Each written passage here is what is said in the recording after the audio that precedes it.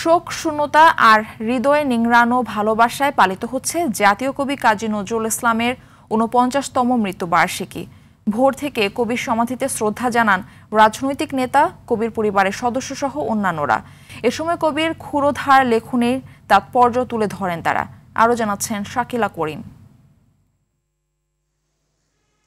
৪৯তম মৃত্যুবার্ষিকীর দিনে জাতীয় কবি কাজী নজরুল ইসলামের সমাধিতে ভোর ৬:৩০ থেকে শুরু হয় শ্রদ্ধা নিবেদনের আনুষ্ঠানিকতা।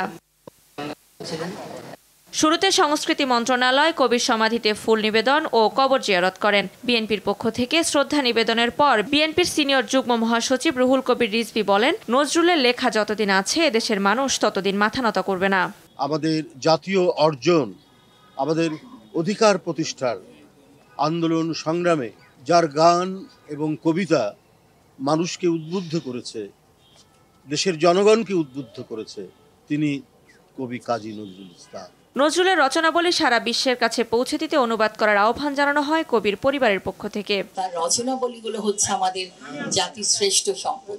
অবশ্যই যেন অনুবাদের ব্যবস্থা গ্রহণ করা হয়। আমি সরকার এবং অন্যান্য প্রতিষ্ঠানের কাছে আবেদন রাখছি। শ্রদ্ধা জানিয়ে ঢাকা বিশ্ববিদ্যালয়ের উপাচার্য নিয়াজ আহমেদ খান বলেন, কবি সাহিত্যের যে শাখাতেই হাত দিয়েছেন সোনা ফলিয়েছেন। বৈষম্যের বিরুদ্ধে উচ্চকণ্ঠ থাকা, এর প্রতিটি নজরুল বলেছেন এবং করে দেখিয়েছেন। তার কাছ থেকে শিক্ষা নেবার এখন আরো শক্তিশালী যুক্তি আমাদের সাথে আছে। এদিন সকাল থেকে বিভিন্ন রাজনৈতিক, সামাজিক, সাংস্কৃতিক সংগঠন ও বিশেষ ব্যক্তিবর্গ ফুলেল শ্রদ্ধা জানাতে আসেন। শাকিলা করিম, RTV, ঢাকা।